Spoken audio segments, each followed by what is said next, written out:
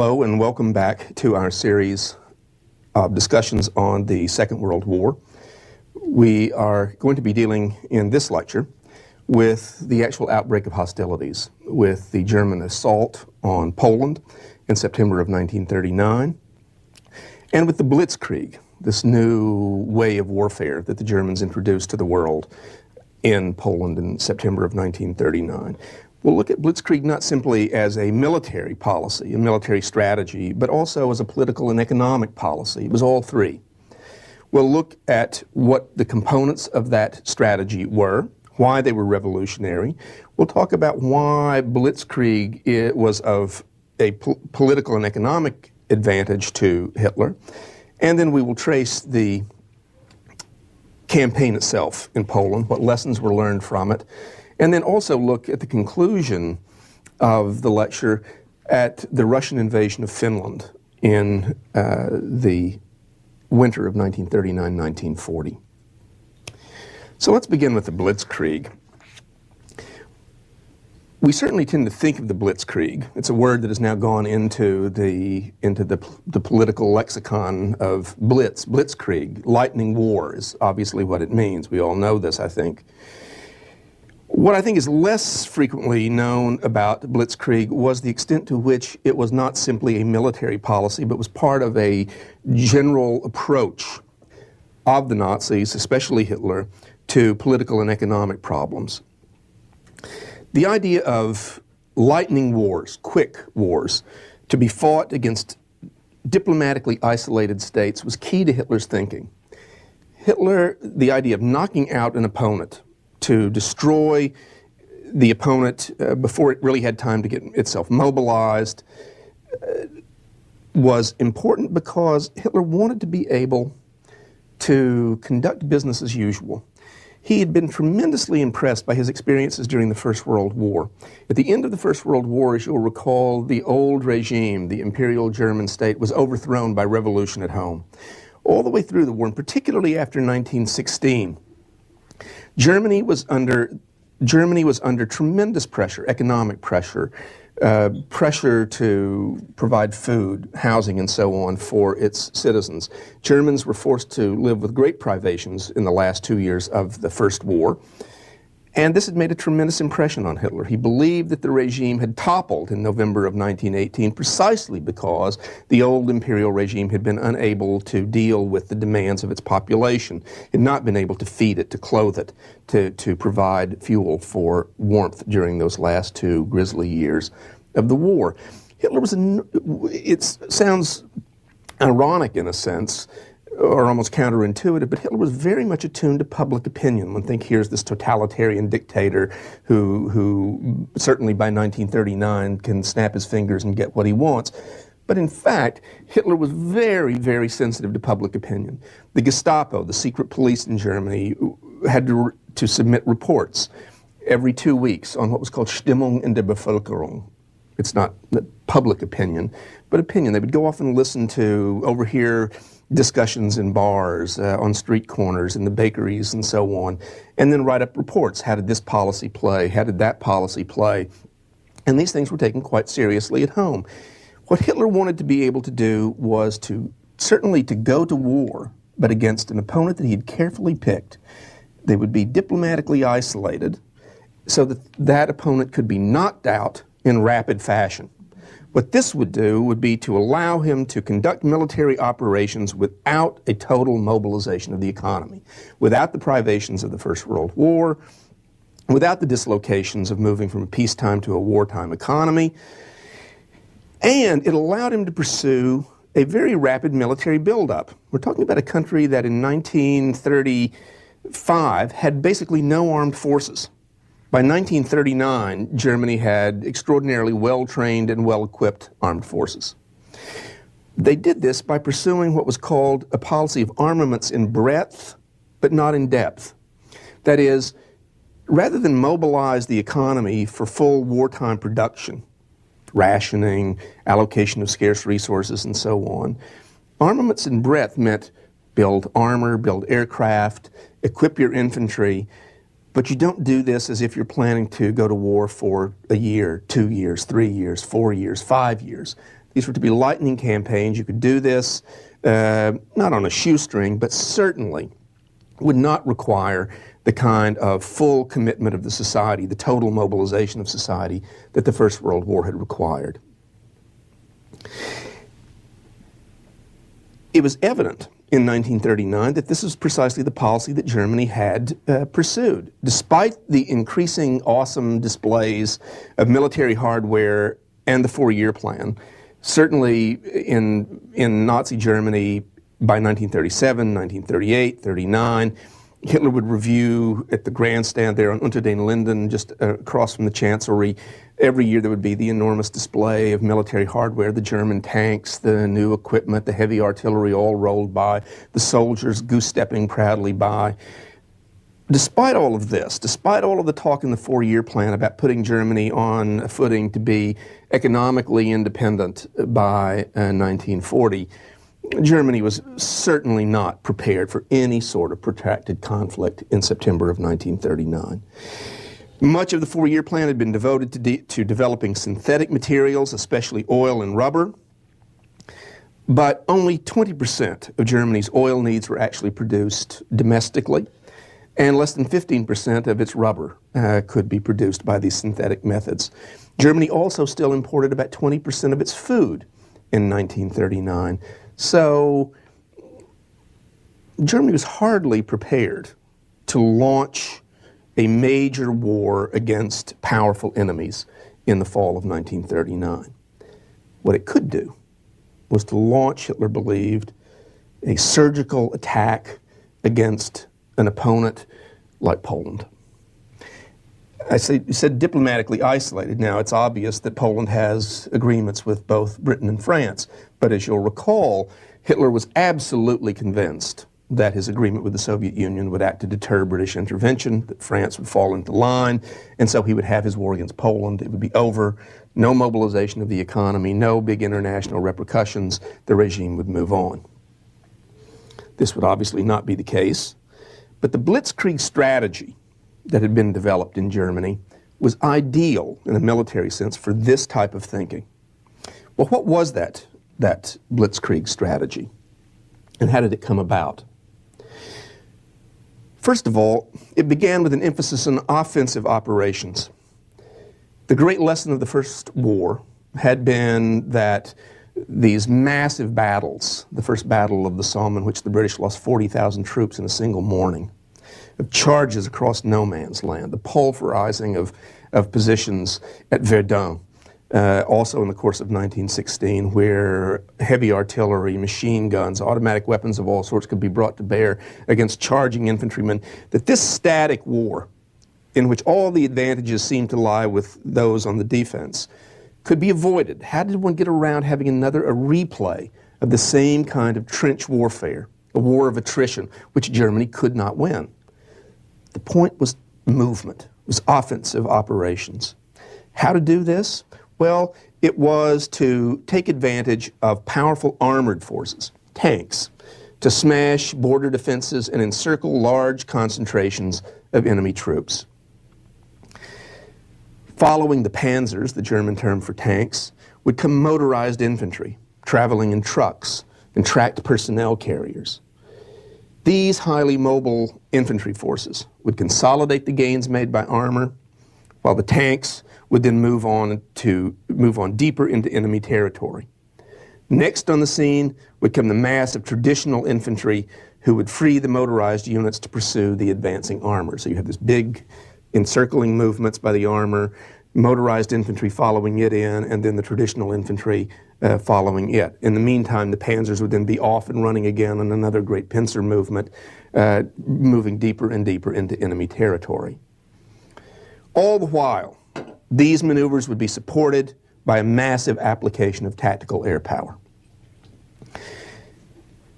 The Luftwaffe, the German Air Force, was to be employed for close support of ground operations. Its first responsibilities in a Blitzkrieg operation would be to destroy the enemy air force so that it would not be able to play a role, to disrupt enemy communications on the battlefield, and of course to provide close air support for the attacking units themselves. Massed armor, motorized infantry, and air power would deal a devastating blow to any sort of enemy, it was felt. The emphasis would be on movement, on speed, on flexibility, all of the things that one does not associate with the terrible operations of the First World War. The man most responsible for developing the Blitzkrieg strategy in Germany was a general by the name of Heinz Guderian. He had become a general quite late, only in 1938. He was a veteran of the First War, an intelligence officer in that conflict, where he had witnessed firsthand the unbelievable slaughter at Verdun, the battle where the Germans had maintained, well, if we can't break through French lines, we'll simply bleed them white. So that this year-long battle was one of enormous attrition, unbelievable bloodshed. Guderian was so powerfully affected by this that he was determined to avoid static warfare at all costs. Movement had to be the key. How did one break out of this dilemma? During the 1920s, Guderian was influenced by a number of British military thinkers. Guderian was himself not an original military mind, but he certainly picked up ideas from others and was able to develop them, to give them additional life. He was particularly influenced by General J.F.C. Fuller, who had been the commander of the Royal Tank Corps in 1918, a British officer, who had made these very same arguments, basically movement, use of armor, close air support, all of the sorts of basic elements of the Blitzkrieg. He'd also been influenced by Captain B.H. Little Hart, who also forcefully advocated aggressive armored warfare and an offensive strategy using massed concentrations of tanks. Little Hart, and Fuller had been largely ignored by the British High Command, but Guderian had taken these ideas on, as had a number of others within the German High Command. The General Staff in Germany, although it certainly had taken Guderian's ideas on board to a certain extent, remained dubious about what they saw as a revolutionary move in strategic thinking. But Hitler was quite impressed. It was exactly the sort of thing that would appeal to him for any number of reasons. For the political and economic reasons that I've already mentioned, but also I think just the sense of daring, the sense of the unpredictable, the sense of the aggressive, the dynamic. All of these elements were present in Guderian's thinking, and all of them appealed certainly to Hitler. In 1937, Guderian published a book outlining what would amount to a blueprint for Blitzkrieg. Guderian would not only be a theoretical thinker, a military strategist in that sense, he would also become an operational commander of considerable skill, executing the Blitzkrieg in Poland, particularly in the campaign against France, and then also later in the Soviet Union. So, as the war began, Germany was operating with this Blitzkrieg strategy at these different levels: political level, economic level, and military level. All based on the presumption, quick war, no full mobilization, and then one would move on to the next diplomatically isolated opponent, one after the other after the other. The problem, of course, was that the British and the French had not played ball. They had not behaved the way Hitler anticipated that they would, and as a result, Hitler found himself dealing with potentially a two-front war. We're going to talk in the next lecture about the attack in the West. Of course, one of the things that one discovers instantly about the war in September of 1939 was that although Britain and France surprised Hitler by honoring their obligations to Poland, there was nothing practical that Britain or France really was in a position to do to help Poland in the fall of 1939. British and French strategic thinking, as we will see, was still very much mired in defensive conceptions, There were no real plans for an attack on Germany, which would relieve the pressure on Poland, and so the Poles were left to fend off the Germans by themselves. The period during which Germany is technically at war with Britain and France in September of 1939, all the way to the spring of 1940, of course, will be known as the Phony War, the Drôle de Guerre in French, or the Germans call it the Sitzkrieg, not the Blitzkrieg.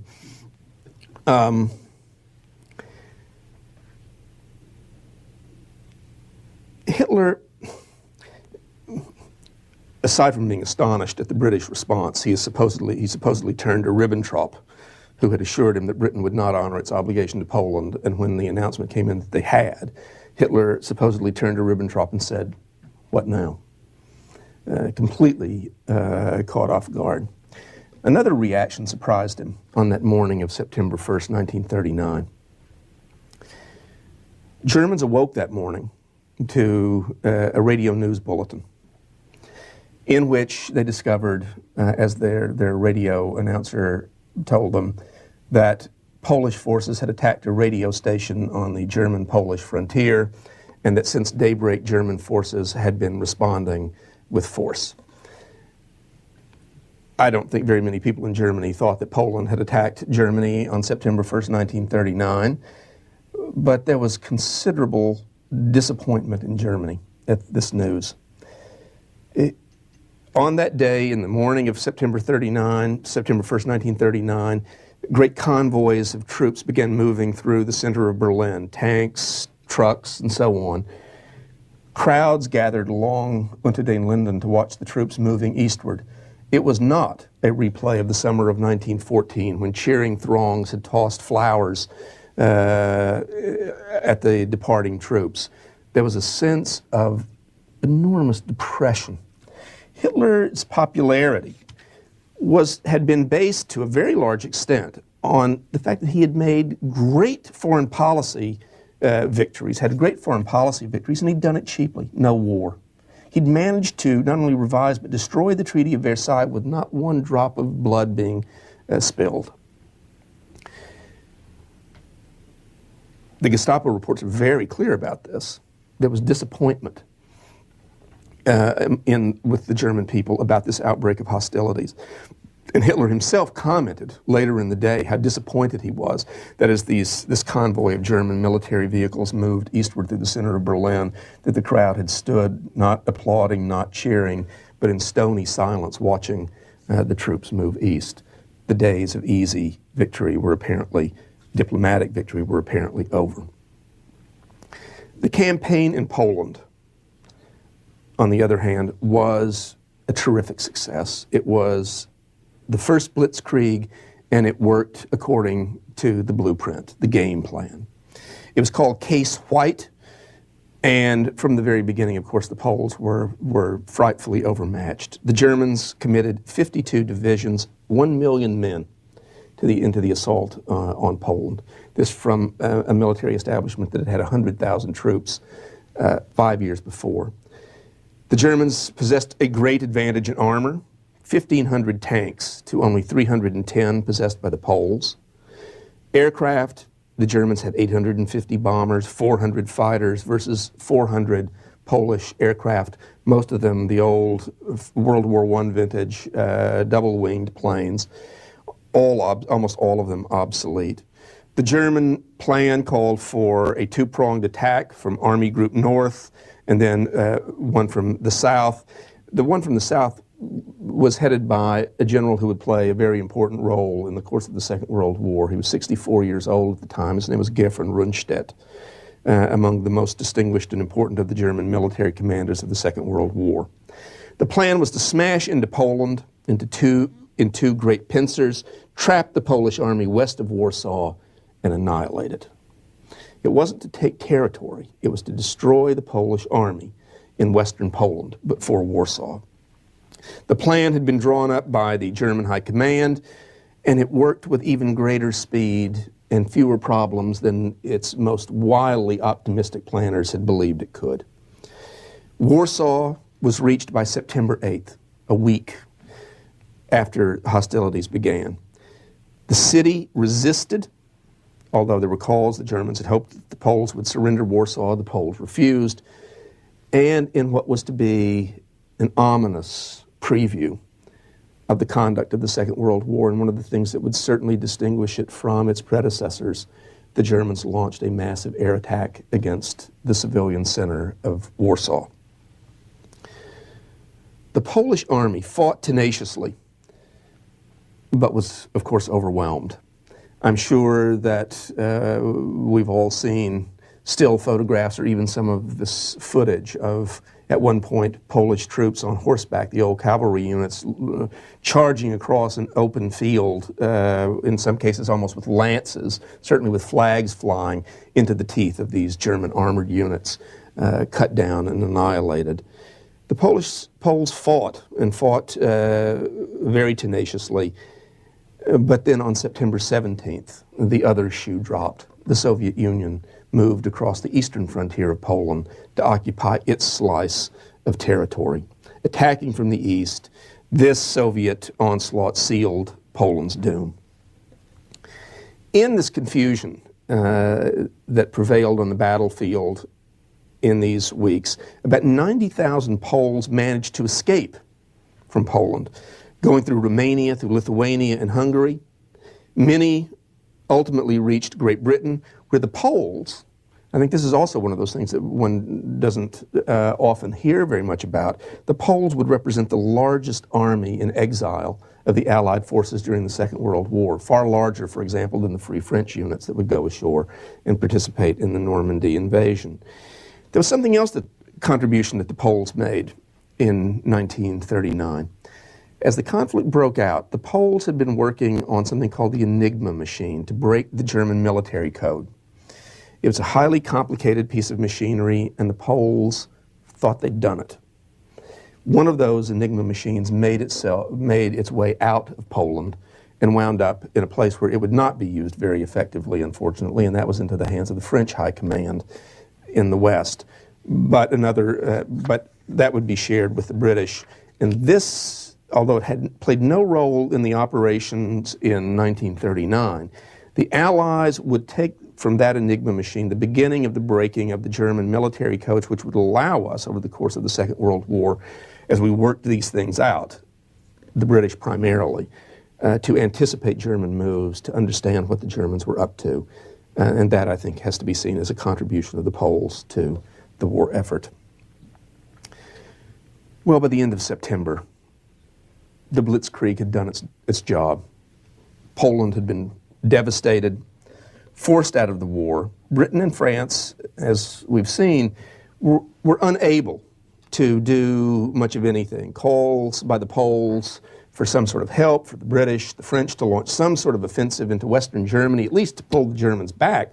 They left the frontier virtually unguarded, went unheeded. The French were simply, their entire strategic concept was defensive. It did not call for operations in Germany. And although there were a few exchanges, a few air attacks along the frontier, there were no operations launched by the British or the French to save Poland. By the end of September then, Germany and the Soviet Union had completed yet another partition of Poland. The war in the East was over. In the West, then, a strange lull would follow. Hitler would use this period from the end of the war in Poland in October, really down to the spring of 1940, to launch one peace initiative after another, over and over again, over the course of December of 1939, February 1940, Hitler over and over again keeps trying to bring the British to their senses. He keeps believing that if he can just make the British understand that they have a place in his worldview, they have a place, he doesn't have any real issue with them, he doesn't want a war in the West. He's succeeded in what he wanted. He doesn't want to go to war in the West. He's not prepared for a war in the West. But, of course, the starting point, the Ausgangspunkt, as the Germans say, for any discussion with the British or the French was that Germany keeps what it's gotten in the East. And this, the British were absolutely unwilling to do.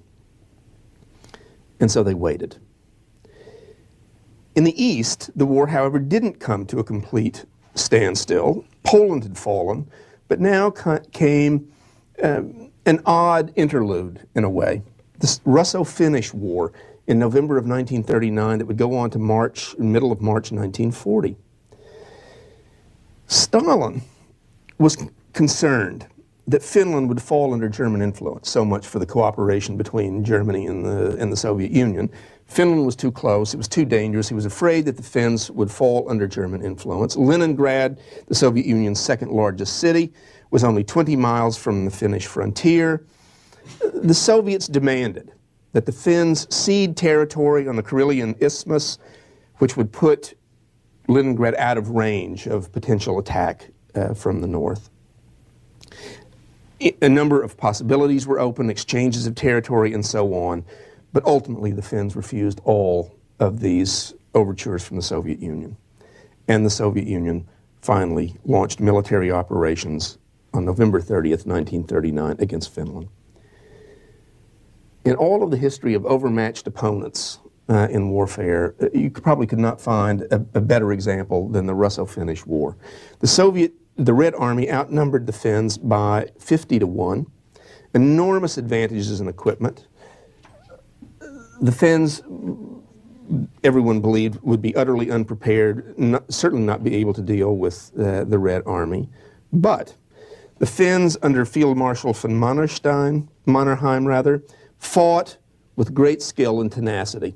One always thinks about the winter being the ally of the Russians. In this instance, it was the Finns who made use of it, wearing white uniforms, outmaneuvering the Russians, fighting very well in very heavy, bad weather. One thinks one of the things the Russians probably should have learned from this is that you don't launch military operations in this part of the world in the wintertime. They would do it against the Germans later on with equally dubious results. They found themselves really surprised with the situation in Finland. The Red Army very quickly bogged down. The Finns fought with great tenacity. The Soviets were bogged down in the snow and the swamps and the dense forests of the area.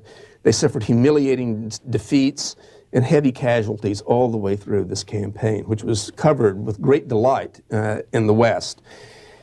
In the end, of course, the Soviets would prevail. But one of the upshots and one of the most important ramifications of the Russo-Finnish War was that it seemed to seal the bad reputation of the Red Army internationally. Everyone looking at this said, well, if the Soviets can't defeat the Finns, if it takes them this much time, this much energy, with these advantages, then the purges of the Red Army have really been even more devastating than we thought. This was a lesson that was certainly not lost on Hitler in Berlin. The Germans, when they approached the Soviets in 1941, would have this as a background to their thinking about Soviet military preparations and the status of the Red Army. One of the most astonishing aspects of this at the time is that the French and the British, particularly the British, actually considered sending aid or even troops across Scandinavia to help the Finns.